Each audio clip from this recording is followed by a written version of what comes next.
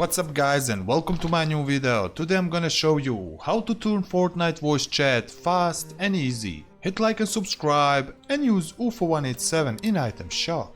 Okay guys, all what you need to do to turn voice chat in Fortnite and speak with your friend in gameplay, go in right corner and click on your profile picture and go on settings here. Go here to audio and scroll down to voice chat. And you will see here voice chat off, just switch it to friends only. Or if you want guys, you can set on everybody. Move down to voice chat method, you will see mute, just move it to open mic. You can also set push to talk. Voice chat input device, move it to microphone high definition. Voice chat output device set on default. Voice chat notification, set it to on. And click here apply. Move it here up to voice chat and you will see here you can set your volume how much you will. And go apply. And that's it all guys for this video, how to turn voice chat in Fortnite and how to speak with your friends in gameplay. Use again UFO187 in item shop. I see you in the next video.